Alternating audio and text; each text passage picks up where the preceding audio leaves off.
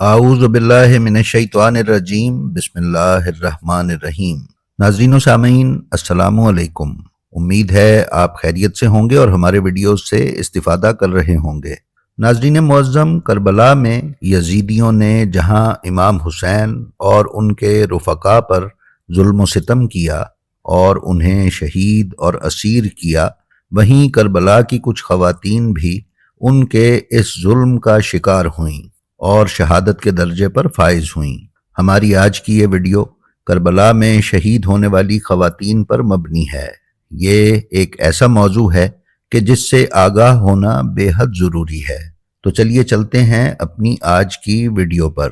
لیکن ناظرین، ویڈیو پر جانے سے پہلے ہم آپ سے گزارش کرتے چلیں کہ اگر آپ ہمارے چینل بلینڈ آف ہسٹری پر نئے ہیں تو مہربانی فرما کر اسے سبسکرائب کر لیں اور اس کے بیل آئیکن پر کلک کر کے آل نوٹیفیکیشنز کی سیٹنگ کا انتخاب کر لیں تاکہ آپ ہمارے پیش کیے جانے والے کسی ویڈیو سے محروم نہ رہ سکیں۔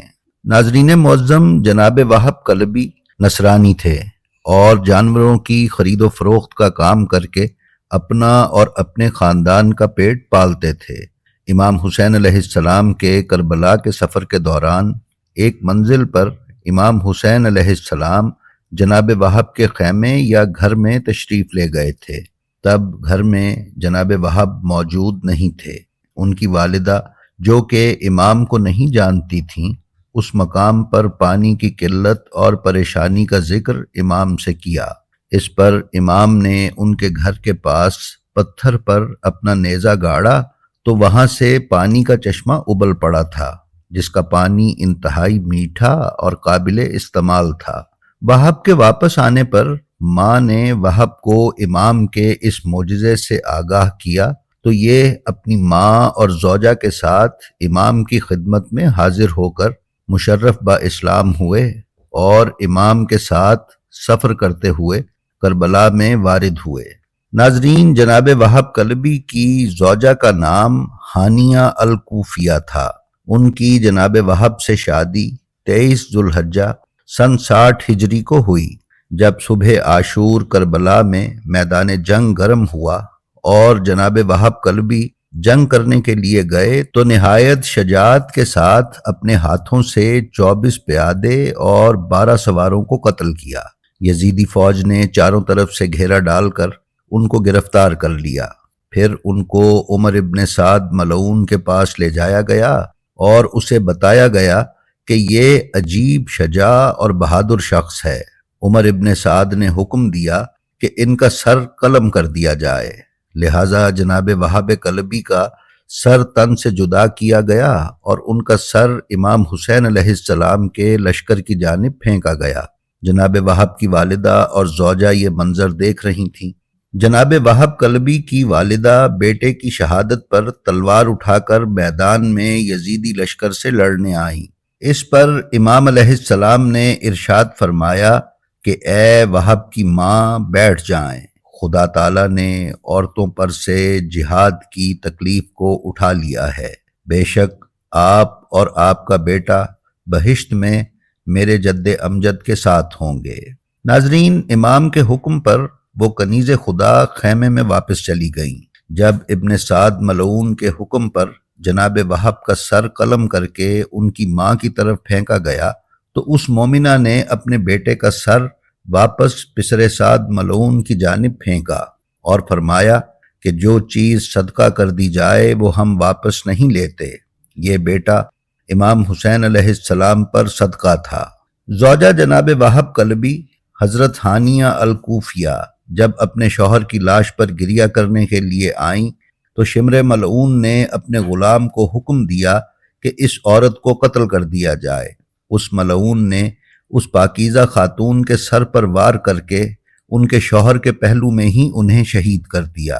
اس طرح یہ بی بی روز عاشور شہید ہوئیں۔ ناظرین، علامہ حیدر عباس نے اپنی کتاب بنیان المرصوص میں بیان کیا ہے کہ کربلا کے ایک شہید جناب عبداللہ بن عمیر کلبی ہیں۔ ان کی زوجہ قمری بنت اب، جن کا تعلق نمر بن قاسم قبیلے سے تھا، اپنے شوہر کے ہمراہ کربلا تشریف لائیں۔ جب جناب عبداللہ بن عمیر کلبی جہاد کے لیے میدان کی طرف روانہ ہونے لگے تو ان خاتون نے ایک لکڑی اپنے ہاتھ میں اٹھائی اور اپنے خامند کے ساتھ میدان کی طرف چلنے لگیں۔ اس پر امام نے انہیں منع فرمایا، جس پر انہوں نے میدان جہاد میں جانے کا ارادہ ترک کر دیا۔ شوہر کی شہادت کے بعد یہ میدان جنگ میں گئیں اور ابھی شوہر کے چہرے سے خون صاف ہی کر رہی تھیں کہ شمر ذی الجوشن ملعون نے اپنے غلام رستم ملعون کو ان کی طرف بھیجا۔ اس نے اپنا آہنی گرز ان خاتون کے سر اقدس پر مارا، جس سے ان کی روح پرواز کر گئی اور یہ شہادت کے درجے پر فائز ہوئیں۔ ناظرین، علامہ حیدر عباس نے بیان کیا ہے کہ یہ خاتون جن کا اسم گرامی قمری بنت عبد ہے، یہ مادر وہب کلبی سے ایک مختلف خاتون ہیں۔ ناموں اور واقعات شہادت میں مماثلت کی وجہ سے ان دونوں خواتین کو مورخین و مصنفین نے ایک ہی خاتون شمار کیا ہے۔ شام غریبہ میں جب یزیدی فوج نے خیمہ گاہ پر یلغار کی اور خیام کو آگ لگائی گئی تو بیبیاں، چھوٹے بچے اور بچیاں گھبرا کر خیام سے باہر نکلے۔ انہی نکلنے والی خواتین اور بچیوں میں 2 بیبیاں امام حسن مجتبی علیہ السلام کی صاحبزادیاں بھی تھیں، جن کے نام متعدد تاریخ دانوں نے بی بی ام الحسن اور بی بی ام الحسین تحریر کیے ہیں۔ یہ جناب زید بن امام حسن مجتبی کی بہنیں تھیں۔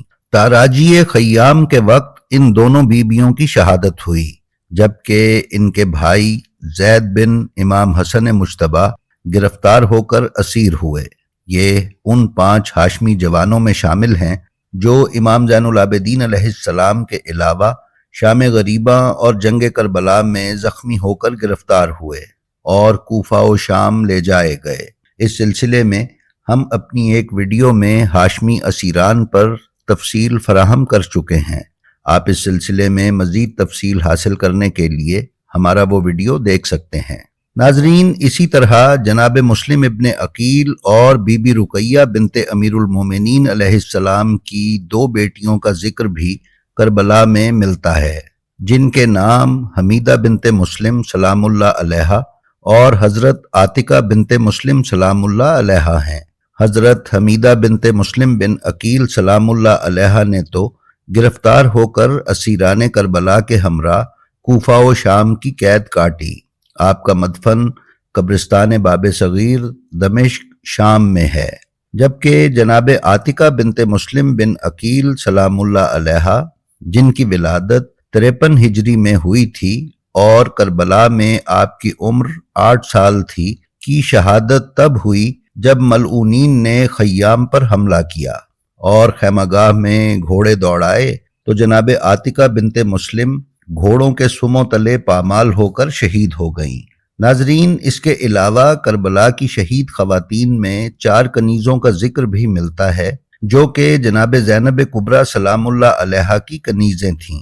جب خیام حسینی لوٹنے کے لیے یزیدی ملعون خیمہ گاہ میں داخل ہوئے تو ان کنیزوں نے جناب زینب کبریٰ سلام اللہ علیہا کے دفاع میں جام شہادت نوش فرمایا، لیکن ان کنیزوں کے بارے میں مضبوط روایات کتابوں میں دستیاب نہیں ہیں، نہ ہی ان کے اسماء گرامی ذکر کیے گئے ہیں۔